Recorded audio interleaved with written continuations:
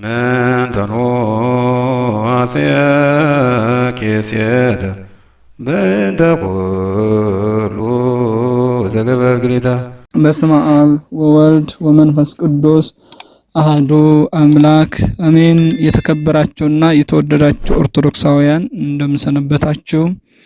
የቸርነት ባለቤት ቅዱስ አምላካችን እስከዚህ ሰዓት ድረስ ስለጠበቀን ስሙ የተመሰገነ ይሁን። እንዲሁ ማምላክ ወላዲተ አምላክ አቁራሪተ መዓት አምጻኢተ ምሕረት ስም አጠራሯ ለዘላለም የተመሰገነ ይሁን። ስለ ጽዮን ዝም አልልም። ትንቢተ ኢሳይያስ ምዕራፍ 62 ከቁጥር 1 ላይ ተመዝግቦ የሚገኝ ኃይለ ቃል ነው።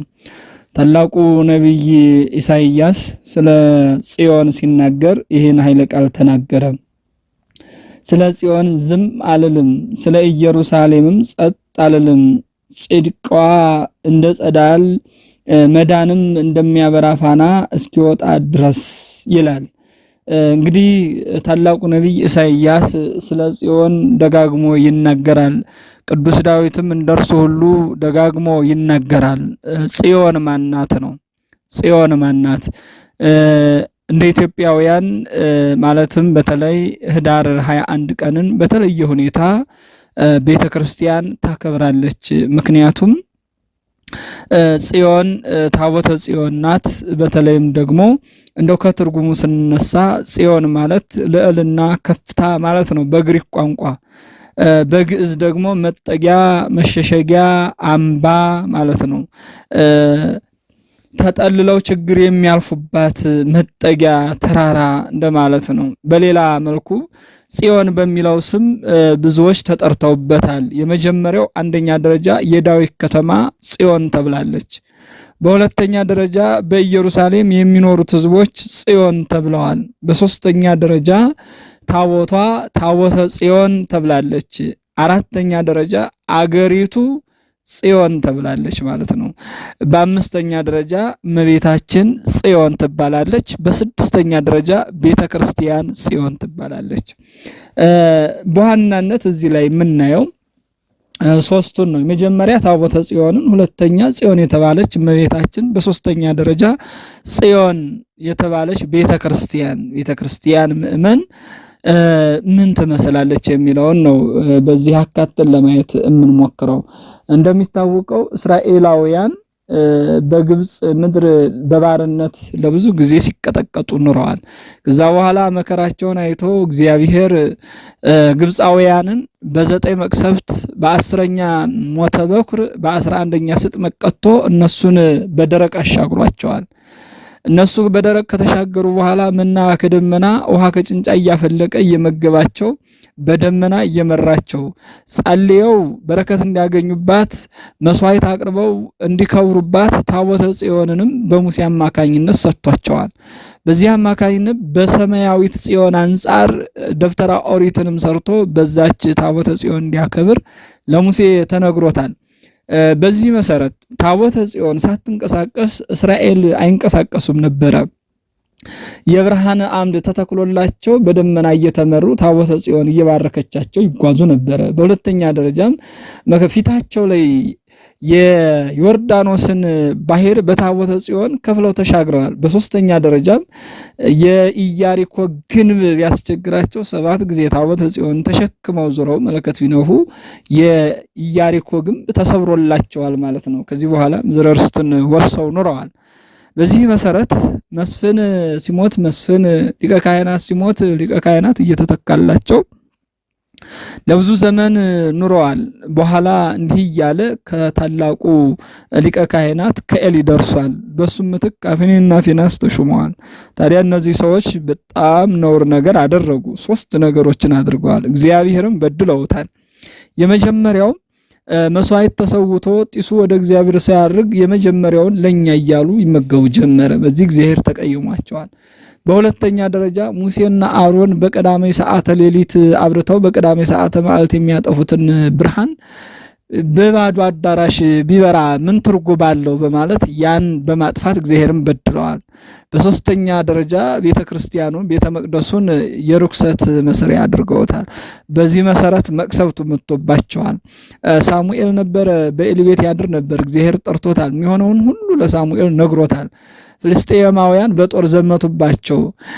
እንዲህ መከራ የተቀበልነው ወይም ደግሞ ፍልስጤማውያን ድል ያደረጉን ታቦተ ጽዮንን ባንይዝ ነው ብለው ለኤሊ ታቦተ ጽዮንን አሸክመ ላክልን ብለው አፍኒንና ፊንሐስ ተሸክመው እንዲመጡ ታዘዋል ማለት ነው። በዚህ መሰረት አፍኒንና ፊንሐስ ታቦተ ጽዮንን ተሸክመው ልብስ ከሰው ጋር ያውላል እንዲሉ ልብስ ለብሰው ካህን መስለው ሕይወቱን ሳይኖሩበት ታቦተ ጽዮንን ተሸክመው ሂደዋል። እንደሄዱ ግን አልቀናቸውም። አፍኒንና ፊንሐስም በጦርነት ሜዳ ሞተዋል። ታቦተ ጽዮንም በፍልስጤማውያን በአሕዛብ ተማርካለች። ኤሊም ይህን ሲሰማ መርዶውን ሲሰማ ደንግጧል። የናቁኝ ይናቃሉ ይላል እግዚአብሔር። የናቁት እግዚአብሔርን ነውና እነሱም እንዲህ ክብራቸው ተዋርዷል ማለት ነው። እግዚአብሔርን መናቅ በመጨረሻ ራስን ያዋርዳል። ስለዚህ እነሱ ባላከበሩት መጠን እነሱም አልከበሩም፣ መጨረሻ ላይ ወድቀውበታል። ታዲያ ታቦተ ጽዮን በመጀመሪያ ደረጃ ከአሕዛብ ከተማ ወስደው አዛጦን ላይ ዳጎንም በላይ ታቦተ ጽዮን በታች አድርገዋታል። በነገታው ሲመጡ ዳጎን ወርቆ እጅና እግሩ ተሰባብሮ አግኝተውታል።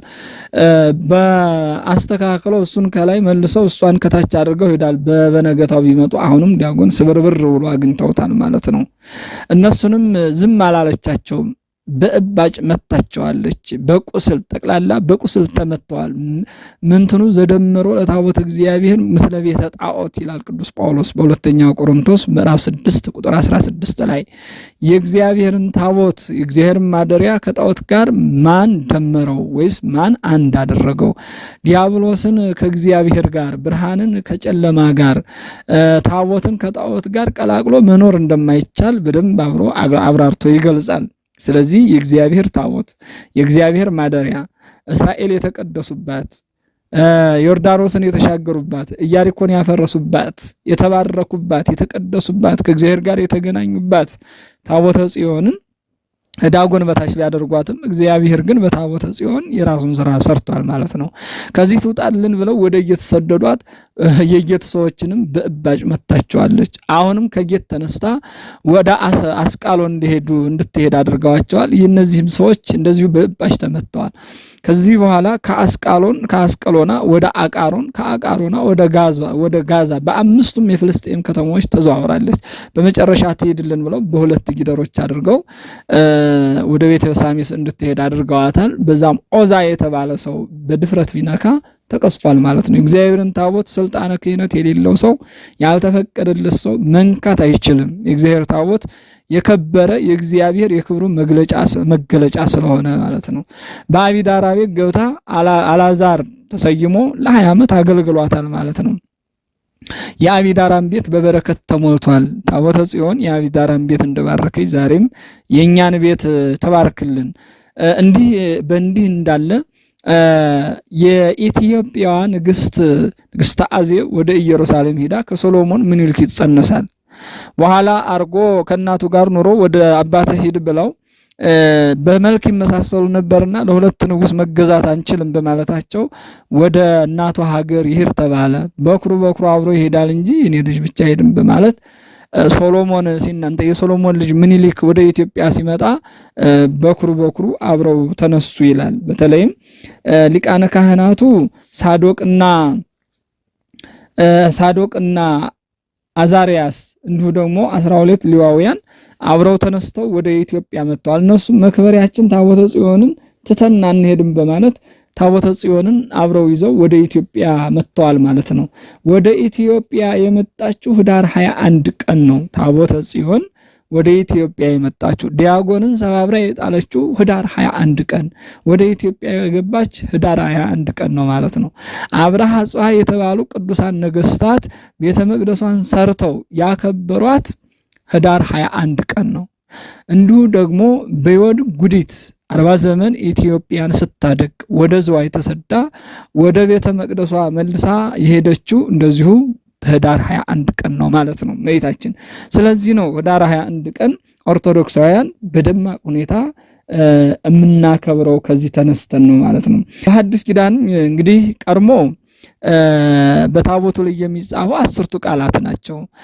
ዛሬ ደግሞ በሐዲስ ኪዳን የሚጻፈው በታቦቱ ላይ አልፋ ወኦ የመጀመሪያውና የመጨረሻው ተብሎ ይጻፋል ማለት ነው። ከመለስሙ ለኢየሱስ ክርስቶስ ይስግድ ኩሉ ብርክ ዘውስተ ሰማይ ወዘበታሕቲሃ ለምድር፣ ከምድር በታች ያለ በምድር ላይ ያለ ለጌታችን ለኢየሱስ ክርስቶስ ጉልበት ሁሉ ይንበርከክ ብሎ ፊልጵስዩስ ምዕራፍ 2 ላይ ቅዱስ ጳውሎስ እንዳስቀመጠው ጌታችን የኢየሱስ ክርስቶስ ስም ለተጻፈበት እንሰግዳለን ማለት ነው። ለታቦቱ እንሰግዳለን፣ ታቦቱን እናከብራለን። ያ ማለት ግን ታቦትን ሳይሆን የምናመልከው የእግዚአብሔር ማደሪያ የእግዚአብሔር የክብሩ መገለጫ በማለት ለታቦት የሚገባውን ክብር ኦርቶዶክሳውያን እንሰጣለን ማለት ነው። ራእይ 1 ቁጥር 8ም መጀመሪያውና መጨረሻው እኔ ነኝ ብሏል ራሱ ባለቤቱ። ለሙሴም ወደ ፈርዖን ሲልከው ሸርሃያ የመጀመሪያውና የመጨረሻው ላከኝ በለው ብሎ የተናገረ ለዚህ ነው። ስለዚህ በታቦቱ ላይ አልፋ ወኦ ይጻፋል ማለት ነው። ስለዚህ ታቦቱ የእግዚአብሔር የክብሩ መገለጫ መሆኑን ማደሪያ መሆኑን በዚህ ማስተዋል ያስፈልጋል ማለት ነው። ስለዚህ ታቦትን በማክበራችን የምንከብረው እኛ ነን። ለምሳሌ በዚህ ዘመን አንዳንዶቹ ምን ይላሉ? ታቦት ተሽሯል ይላሉ። ለምን ተሻረ? መስዋዕቱ ተሽሯል። መስዋዕት ራሱ ኢየሱስ ክርስቶስ ስለሆነ ነው። ሊቀ ካህናቱ ተሽሯል። ሊቀ ካህናት ራሱ አማናዊ ሊቀ ካህናት ሰያሜ ካህናት የተባለ ኢየሱስ ክርስቶስ ስለሆነ ነው። መስዋዕቱም ራሱ ስለሆነ ነው። ነገር ግን ኢትስረቅ አክብር አባከ ወመከ አክብር ሰንበቶ ለአምላክከ ኢታምልክ ባዕደ አምላከ ዘእንበሌ የተባሉት 10ቱ ቃላት አልተሻሩም። ስለዚህ ቀርሞ የነበሩት ኢትስረቅ ዛሬም ቤተክርስቲያን አትግደል ብላ ነው የምታስተምረው። ብቻ በታቦቱ ላይ የሚጻፈው አልፋ ወኦ ተብሎ ነው የሚጻፈው እንጂ እነዚህ ሕጎች እስካላለፉ ድረስ ታቦቱም ዛሬ ይሰራል ማለት ነው። ለምሳሌ ክርስቶስ ብርሃን ነው። ታዲያ ክርስቶስ ብርሃን ከሆነ የፀሐይ ብርሃን አያስፈልገንም ማለት አንችልም። የፀሐይ ብርሃን ስለሚያስፈልገን እንጀራ ክርስቶስ እንጀራ ነው። እንጀራ ከሆነ አሁን እንጀራ ሳንበላ እናድራለን ወይ ነው? እንጀራ እንበላለን። ኢየሱስ ክርስቶስ የሕይወት እንጀራ ነው። ሁሉ ለስጋ ምግብ ያስፈልገናል ማለት ነው። ስለዚህ ሁላችንም ቢሆን የታቦትን ክብር በዚህ መልኩ መረዳት ያስፈልጋል ማለት ነው። ታቦቱን ስናከብር ራሳችን የምንከብር መሆኑን በጻድቃን በሰማዕታት በድንግል ማርያም በመላእክት እንዲሁ በባለቤቱ ስም ታቦት ተቀርጾ አልፋ ወኦ ይጻፍበታል።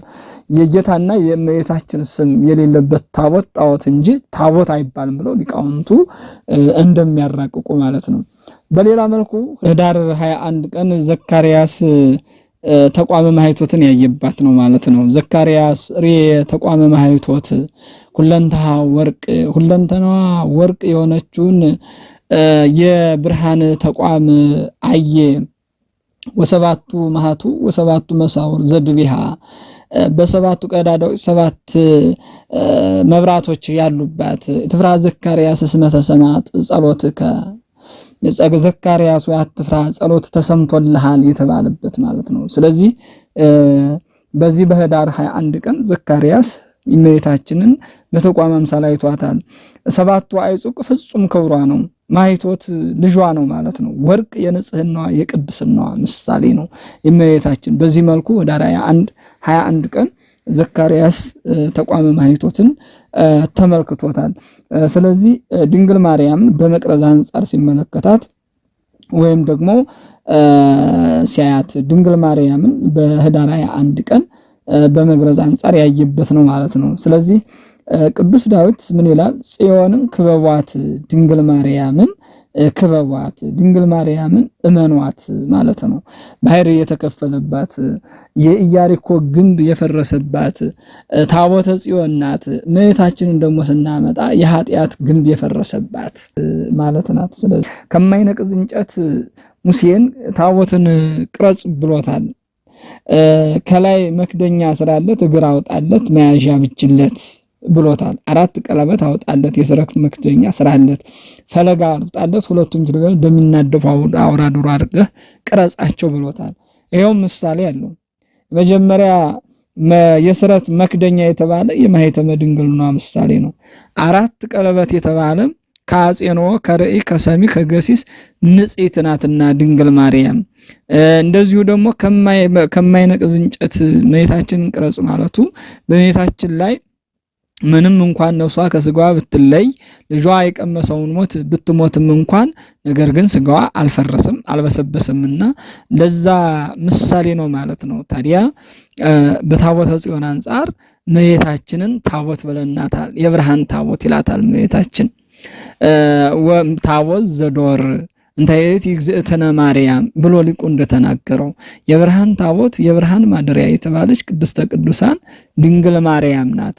የብርሃን ማደሪያ ተብላለች፣ የመለኮት ማደሪያ ተብላለች እመቤታችን። እንደዚሁም ባለራእዩ ቅዱስ ዮሐንስም ሲናገር ወአስተርአየ ታቦተ ሕጉ ለእግዚአብሔር ይላል። የእግዚአብሔር ታቦት እነሆ በመቅደሱ ታየ ይላል። እመቤታችን የብርሃን ታቦት ናትና የእግዚአብሔር ማደሪያ ናትና ስማርያ እግዚአብሔር ለጽዮኑ አብደራ ከመትኩኖ ማይደሮ እግዚአብሔር ጽዮንን መረጠ ማደሪያውም ተሆነው ዘንድ መረጣት፣ አከበራት፣ ለያት ይላል።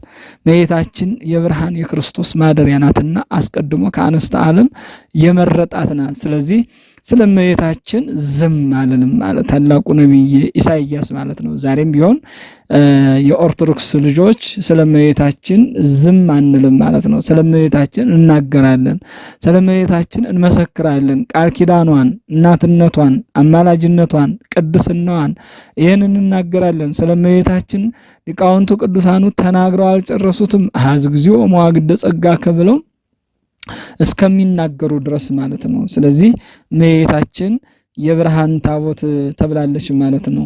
ሶስተኛው እንግዲህ የመጀመሪያው ታቦተ ጽዮን ናት። ሁለተኛ እመቤታችን የብርሃን ታቦት ተብላለች። በሶስተኛ ደረጃ ቤተክርስቲያን ጽዮን ተብላለች። እውነት በዚህ ዘመን ጽዮን ቤተክርስቲያንን ስናስባት መከራዋን፣ ስደቷን ስናስብ እጅግ ይገርማል። ስለ ጽዮን ዝም አልልም። ልጆቿ ሲገደሉባት፣ ልጆቿ ሲሰደዱባት፣ ልጆቿ ሲፈናቀሉባት፣ ልጆቿ ደማቸው እንደ ጎርፍ ሲፈስ ስለ ጽዮን ዝም አልልም። ሁልጊዜ ግድያው አልቆምም።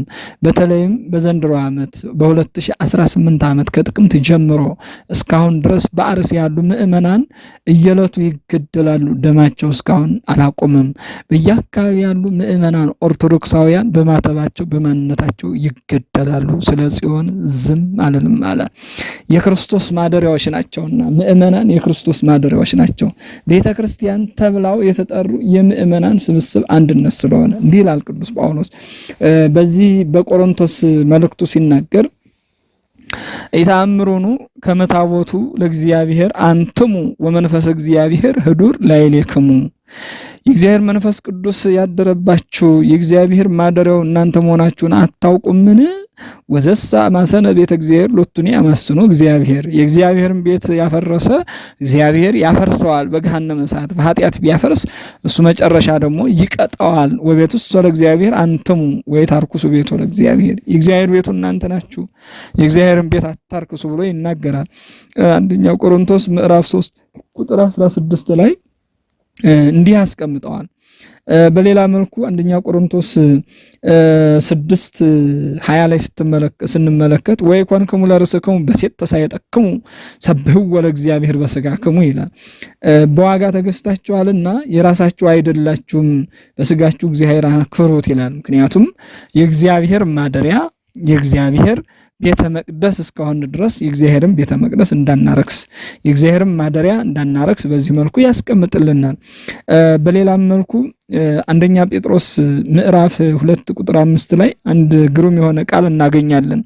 ወኩኑ ታቦተ መንፈሳዊ ለክህነት ቅድስት ወንጽሕት ንጽሕት ቅድስት ለሆነችው አገልግሎት መንፈሳዊ ማደሪያን ሁኑ ይላል። ከመታቅርቡ ወታይርጉ መስዋዕተ መንፈሳዊ መስዋዕት ታሳርጉ ታቀርቡ ዘንድ ይላል። አገልግሎትን ነው። ስለዚህ መጀመሪያ መንፈሳዊ ታቦት ማደሪያ መሆን ይጠበቅባቸዋል። ወአንትሙሰ ፍጥረት ኅሩያን አንተ የተመረጣችሁ ፍጥረቶች ናችሁ። ወታቦት ለንጉሥ የንጉሥ የክርስቶስ ማደሪያ ናችሁ። ወሕዝብ ንጹሕ ሕዝብ ወሕዝብ ዘይትሜካ የሚመካ ሕዝብ ከመትንግሩ ሰናይቶ ለዝዋስክሙ እምጽልመት ውስተ ብርሃነ ስብሐቲሁ ከጨለማ ወደ ብርሃን ለጠራችሁ ነው በጎነትን ትነግሩ ዘንድ እናንተ የንጉሥ ማደሪያዎች ናችሁና መንፈሳዊ ማደሪያን ታቦትን ሁኑ ብሎ ይነገራል። ስለዚህ ኦርቶዶክሳውያን ህዳር 21 ቀንን ስናከብር ታቦተ ጽዮንን እናስባለን፣ እመቤታችንን እናስባለን፣ ጽዮን የተባለች ቤተክርስቲያንን እናስባለን። ጽዮን የተባለች ቤተክርስቲያንን ስናስባት ግን በመከራ ውስጥ ያለች እሳት እየነደደባት መከራ እየዘነበባት ያለች መሆኗን መዘንጋት ተገቢ አይደለም። ቅዱስ ዳዊትም ሲናገር ምን ይላል? በዚህ በመዝሙር 136 ላይ ውስተ አፍላጋ ባቢሎን ህየነበርነ ወበከይነ ሶበ ተዘከርነሃ ለጽዮን፣ በባቢሎን ወንዞች አጠገብ ሁነን ጽዮንን ባሰብናት ጊዜ አለቀስን ይላል፣ አነባን ይላል።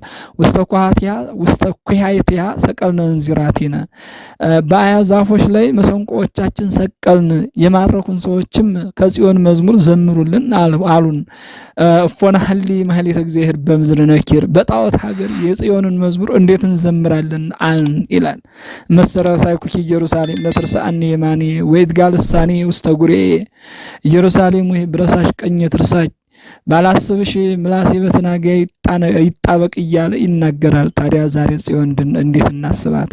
የልጆቿን ስጋ የሚቀብረው አቶ በአደባባይ ተዘርሮ ሲውል ስጋቸውን አሞራ ሲበለው፣ እሳት ሲነድባቸው፣ ሰይፍ ሲዘንብባቸው፣ መከራውን መሸከም ሲያቅታቸው እንዴት እናስባቸው? ቤተ ክርስቲያን ስለ ቤተ ክርስቲያን ዝም አልልም ማለት ይጠበቅብናል ማለት ነው። የቻልነውን ያህል ስለ ቤተ ክርስቲያን መናገር፣ ስለ ልጆቿ መፈናቀል፣ ስለ ልጆቿ መሰደድ፣ ስለ ልጆቿ መገደል፣ ስለዚህ መመስከር ተገቢ ነው። ስለዚህ ስለ ጽዮን ዝም አልልም አለ ቅዱስ ኢሳይያስ። አምላከ ቅዱሳን የቸርነቱን ስራ ይሰራልን፣ የእመቤታችን አማላጅነቷ ይጠብቀን፣ ይቆየን። መንተኖ ኬሴተ በእንተ ኩሉ ዘገበርግሊታ